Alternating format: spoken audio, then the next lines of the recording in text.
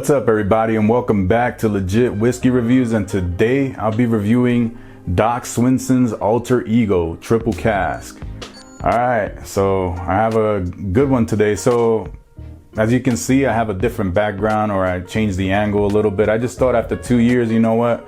Why not switch it up and try something new? So if this works, it works. If not, back to the drawing board. But just want to try something different for this episode. I might keep doing it. We'll see, whatever I feel like. But anyways, so Doc Swinson's Alter Ego. This is funny because this is a bottle that I've had now for probably over 2 years now. Over 2 years. And I've never thought much of it. Like, I don't go into it too much. As you can see, the bottle's down. It's down quite a lot, but this is more than 2 years. So it's not a bottle that I go to often. So I don't feel like I have an opinion, either good or bad, about it. So I just thought after 2 years, you know, I can't believe I haven't reviewed it. So yeah, it's time to do a review on this Doc Swinson's and see what it's all about. So this one here, they call it the Alter Ego Triple Cask. Triple Cask being that it's finished in sherry and cognac cask. So it's, I believe, Oloroso and Pedro Jimenez cask along with the cognac. And it comes in at 47.9% ABV, so 95.8 proof. So decent proof, and these guys are out of Washington State, so I believe it's Ferndale, Washington, but this is an MGP blend. So they source the whiskey from MGP, and then they put their finishings on it in Washington. So and I believe the age of the MGP bourbon here is I think it's around 6 years old, so it's not bad. You know, they didn't like go for the cheap route and super young whiskey, so that's a plus right there. And I like trying like finished MGP whiskeys, bourbons, because I feel like it's more interesting than just standard MGP and just putting another label on it. You know, so you know, it's good. It's good that they're doing that. Yeah, and like I said, these guys are out of Washington State. Yeah, and this should be interesting. Yeah, let's get into this. All right. So on the nose.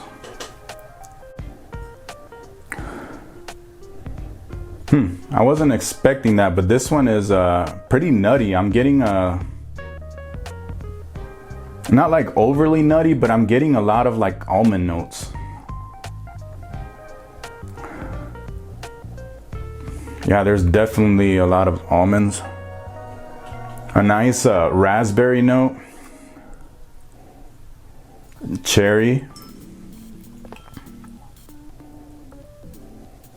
There's that nice like cherry cola, like I'm also getting a cola, which I get from some MGPs, and that's definitely coming through here. But yeah, but that almond and raspberry, they're like really prominent on the nose. There's some oak in here. I can't believe I don't go into this one, get into this one that often. You know, it's just always sitting on the shelf, and every time I'm trying to think of what I'm gonna drink, I never think of this one. And so far the nose is really amazing. I haven't had this probably over a year, so this is gonna be really interesting going back to it because I don't really remember it. But yeah, I'm getting a lot of notes. The more it sits in the glass here, the more interesting it gets, the more it changes. But yeah, there's a lot going on here for what it is. But especially that raspberry, almond, that nice cherry cola, some oak, and like a nice vanilla to round everything out. But yeah, it smells nice, sweet, not overly sweet, fruity, and some oak. Just really interesting on the nose. Let's go to the palate. Cheers.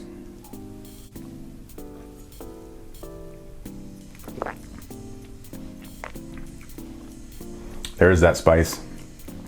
So I believe that this blend has two different, if I'm not mistaken, I believe it has two different MGP bourbons, and I believe one of them is 21% rye and the other one's 36% rye.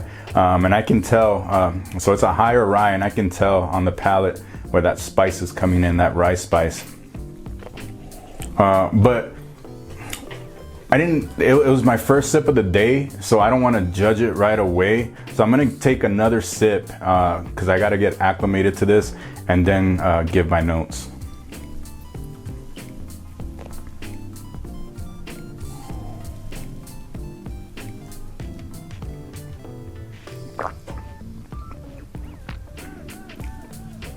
So I feel like on as far as the palate, this is where the sherry is coming in more. I didn't get too much of the sherry influence on the nose. I got more, I would say more of the cognac. But on the palate, I feel like this is where the sherry's coming into play because I'm getting a nice raisin note. Definitely a lot of spice. It's not as it's not as sweet as what I got on the nose, but it's still plenty sweet. There's a good balance here with that sweet and spice that I like. A decent amount of oak towards the back end of the palate.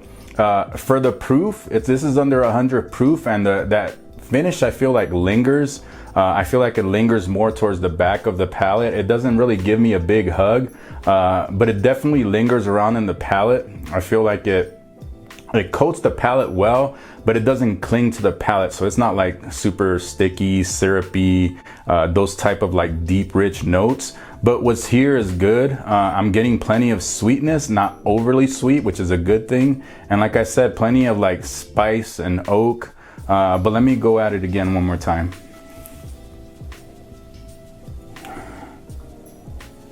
Yeah, that almond just does not go away on the nose. And that nice raspberry note is still there.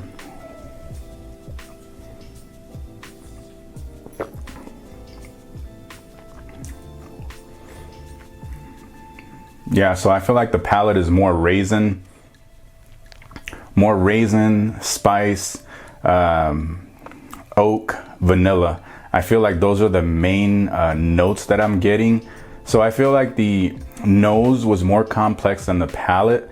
While there's still a lot going on in the palate, I feel like the nose for me was more interesting than the palate, but the palate is definitely very good.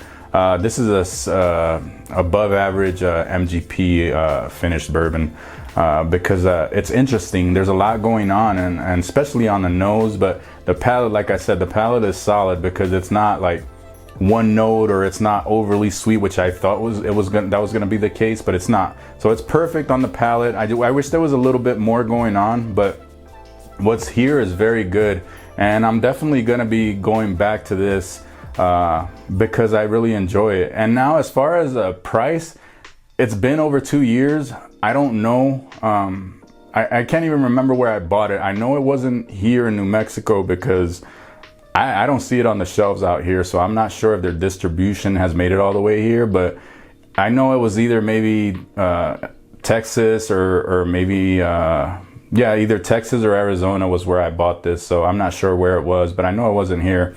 So I don't really remember the price, but I think this is around between $55 and $65. I could be off, like I said, don't quote me because it's been over 2 years, so I don't remember how much this was, but definitely a great bourbon. I really enjoy this. This is definitely one, like I said, that I'm gonna be going back to and just exploring some more. But as far as today, my final score at that price and the notes that I'm getting, this is very good. I'm gonna give it a B-.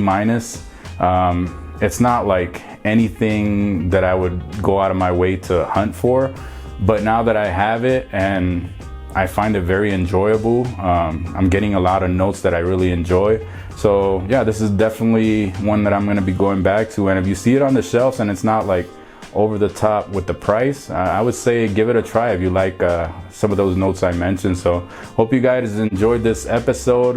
Hope you guys enjoyed the new setup I'm trying out just for today. Maybe next time I'll be doing it again. We'll see how it goes, but hope you guys enjoyed the episode. So keep it legit and do it for the love of whiskey. Cheers.